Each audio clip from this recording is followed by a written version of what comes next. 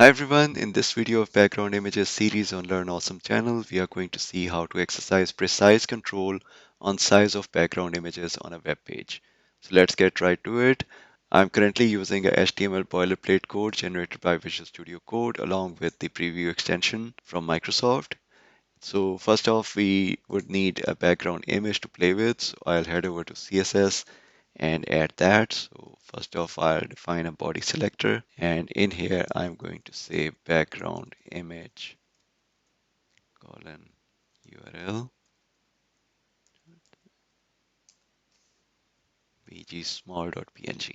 Right. So the image that we chose is appearing in its default size that was saved on the disk, 50 pixels by 50 pixels. While this is fine for the tiling case, sometimes you want the background image to cover the element in situations where browser may be resized or dimensions of viewport differ from that of the image, or just want the image to appear in a different size than it was saved on the disk. So you want some squish or stretch to happen to do that. And for doing this, you have the background size property of CSS as a very helpful aid. So let's explore the values available with this. So I'm going to say background size. And these are the three values that we are going to talk about. And the first one is auto. So auto is the default value that is in place even if not specified. In this mode, the background image retains its original size, that is the one it was saved with, in our example 50 pixels by 50 pixels. So there is no scaling, the image retains its original quality, but the problem is it may not fit well within the container, leading to clipping or empty space.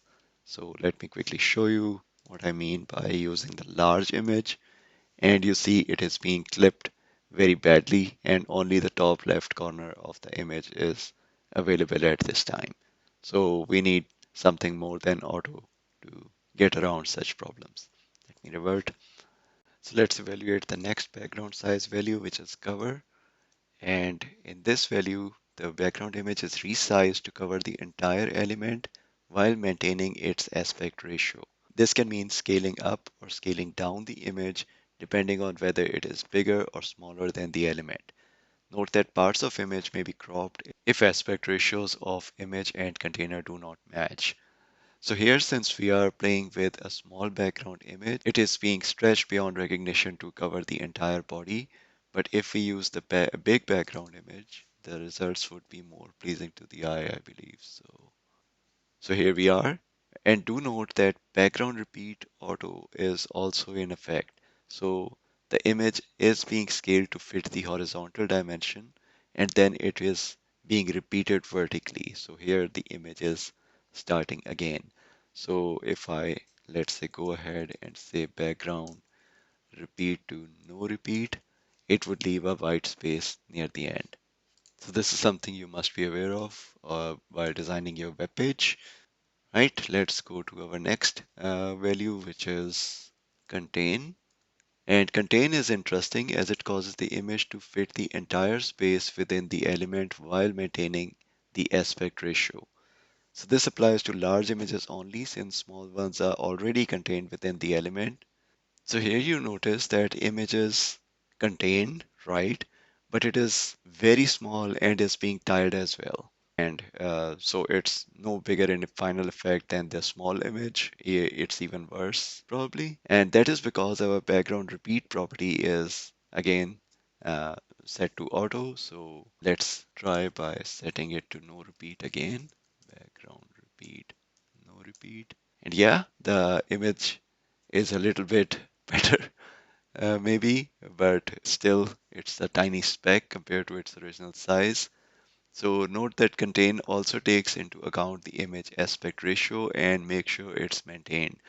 Is that the case here? It seems really bad and unresponsive, so you must be wondering why use it at all. Well, turns out it is behaving correctly, exactly as it should. The seemingly unexpected behavior is due to those gotchas in legal documents of terms and conditions which you ignore but are important. So the problem is contains try to fit the background image within the size of element it is applied to, not the viewport. In our case, the element is body. So the usual assumption is body means the entire visible area of the browser, but no, body element in this case is entire width of the browser, but vertically it's only as tall as the content of the HTML file. So if we go to our HTML file, we notice there are no contents. So let's try and add some content to the body element and see if the background image behaves any different. So I'm going to add paragraph element, which, all right.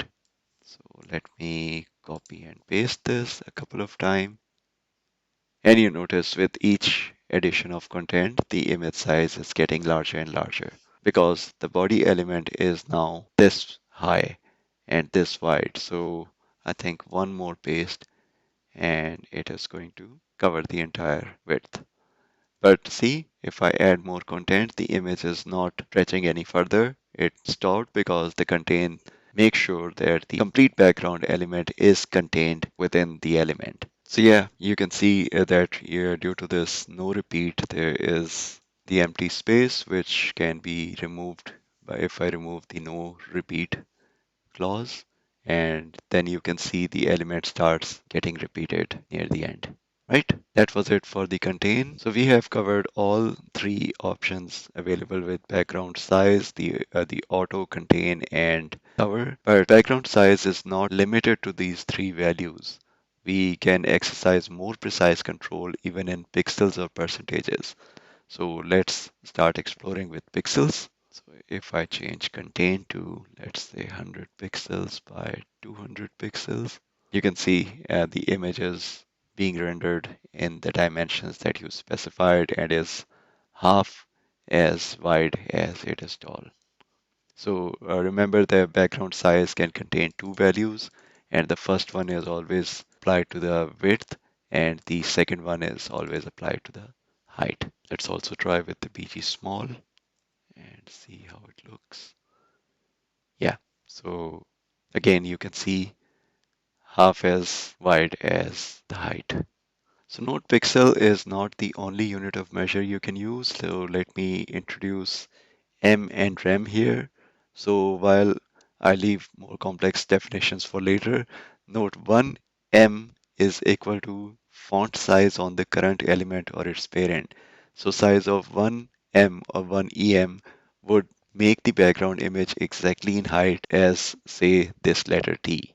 So let's go ahead and give it a try. So I'm going to say 1M by 1M, 1M wide by 1M high. Well, this star should be the same height as this T. It's hard to see. I guess if we remove the margin on the body element, that effect should be more pronounced. So if I do this and the paragraph adds a line before and after image, so let me just paste it directly. Oh, sorry, it is. There was a scroll bar. So if you see the image is resized in height to height of a particular text row. So they are almost the same height as the text row. So M and rem differ in the sense that M is font size on current or its parent element, while rem is always relative to the font size applied on top level HTML element or default font size for the browser. So that's enough for M and rem. The more interesting unit of measure we are going to try next is percentage. So let's go ahead and change CSS accordingly. So I'm going to say 50% by 50% high. And let me remove this and replace it with background repeat, no repeat to see the effect more clearly. In fact, let me remove some of this content to make this effect more pronounced. Yeah, so now the scroll bar is almost gone. And you can see the background image is resized in half and covering only the top half of the body element. So we can change it to 100% by 100% to see how it looks. So first for the width and then for the height. Sorry, can you see the effect? And the most interesting part is if I resize the viewport, and I can even show you if I Open the file in the browser. So here the content is missing, but let me make it 50% by 50% again. Reload and see if I resize the browser. The background image remains exactly half the size of the viewport and half the size of the body element. So it would respond to the addition or removal of content in the element, but not to the resize of the browser here. Lastly, I would mention that if we are using this width and height values separately, but if I just do it once, then it just means apply 50% as both the height and width of the container element. Right, that was it for the coverage of background image size control. I hope you liked the video. If you did, please like and share and consider subscribing to the channel. Thanks you so much for watching.